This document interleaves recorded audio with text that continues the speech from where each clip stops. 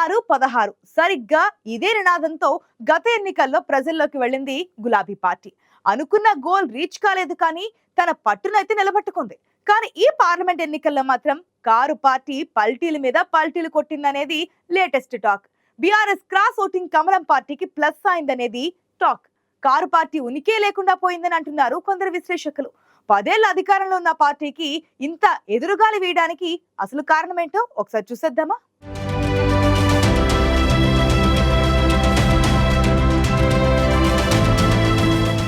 బండ్లు ఓడలు, ఓడలు బండ్లు అవుతాయనే సామెత తెలంగాణ రాజకీయాలకు ఇప్పుడు సరిగ్గా సరిపోతుంది. ఎందుకంటే రాష్ట్రంలో 10 ఏళ్ల పాటు బీఆర్ఎస్ పార్టీ తిరుగులేని హవా సాగించింది.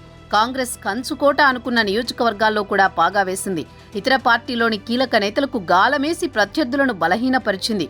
ఓ విధంగా చెప్పాలంటే గులాబీ పార్టీ 10 ఏళ్ల పాటు ఓ వెలుగు వెలిగింది. దాంతో పార్టీకున్న చరిష్మాతో టికెట్ల కోసం పెద్ద పైరవీలే నడిచే స్థాయికి ఎదిగింది. పదవి కోసం గులాబీ నేతలు ఎంత ఖర్చుకైనా వెనుకాడలేదు అప్పట్లో.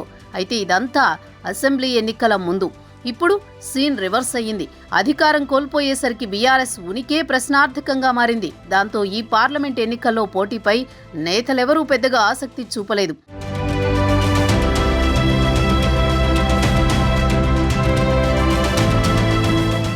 గులాబీ పార్టీలో ఒకప్పుడు టిక్కెట్ల కోసం పోటీపడ్డ నేతలంతా బరిలో నిలిచేందుకు ససేమిరా అన్నారు. కొందరైతే ఉనికి లేని చోట ఉండలేమని జంపయ్యారు.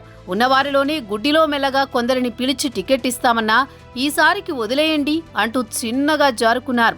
అయినా గులాబీ బాస్ వెనకడుగు వెయ్యలేదు. పార్టీకి పూర్వ వైభవం రాబోతుందని చెప్పి ఉన్నంతలో మెరుగైన అభ్యర్థులని పార్లమెంట్ ఎన్నికల బరిలో దించారు. గెలుపు బాధ్యత తనదని వారికి భరోసా ఇచ్చారు. తెలంగాణలో 14 స్థానాల్లో విజయం ఖాయమనే ధీమాతో పనిచేశారు. కానీ ఎన్నికల తర్వాత సీన్ చూస్తే గులాబీ బాస్ అంచనాలు తల్లకిందులయ్యేలా ఉన్నాయట.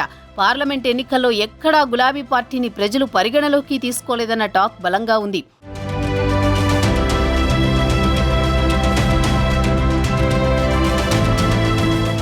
వాస్తవానికి గులాబీ బాస్ ప్రచారంలో చివరిదాకా పెద్ద పోరాటమే చేశారు. బస్సు యాత్రతో కారు పార్టీ కేడర్లో జోష్ నింపారు. కాంగ్రెస్ పార్టీ 6 గ్యారంటీల్లో విఫలమైన కొన్ని అంశాలను ప్రజల్లోకి బలంగా తీసుకువెళ్లారు.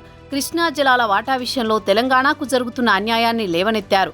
వచ్చిన కరువు కాదు, కాంగ్రెస్ పార్టీ తెచ్చిన కరువు అనే నినాదాన్ని లోక్సభ ఎన్నికల్లో అస్త్రంగా వాడుకున్నారు. పనిలో పనిగా బీఆర్ఎస్ పాలనలో జరిగిన సంక్షేమాన్ని గుర్తు చేశారు. ఈ ప్రచారంతో మరోసారి సెంటిమెంట్ వర్కౌట్ అవుతుంది అని బీఆర్ఎస్ నాయకత్వం భావించింది. కానీ ఎన్నికల తర్వాతే పార్టీ నేతలకు ఫుల్ క్లారిటీ వచ్చేసింది. ప్రజలు ఈసారి బీఆర్ఎస్ని లెక్కలోకే తీసుకోలేదని అర్థమైంది.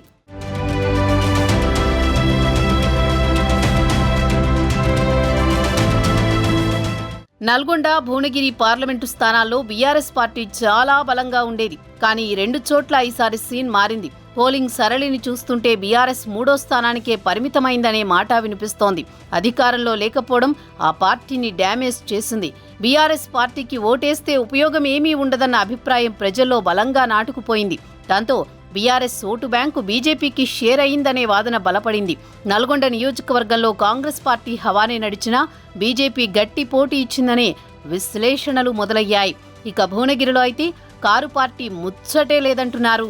ఇక్కడ కాంగ్రెస్ బీజేపీ మధ్య టగ్ ఆఫ్ వార్ నడిచిందని అంతా చెబుతున్నారు. ఎవరు గెలిచినా కొద్ది మెజారిటీతోనేనని రాజకీయ విశ్లేషకులు అంచనాకొచ్చారు.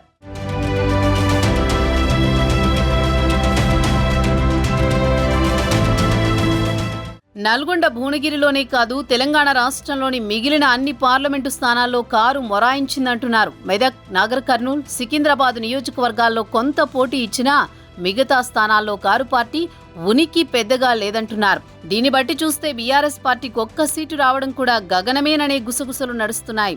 గెలుపు కోసం కాకుండా కనీసం ఉనికి కోసం గట్టి ప్రయత్నం చేస్తున్నా కొంత పరువు దక్కేదని సొంత పార్టీ నేతలే సెటైర్లు వేస్తున్నారట.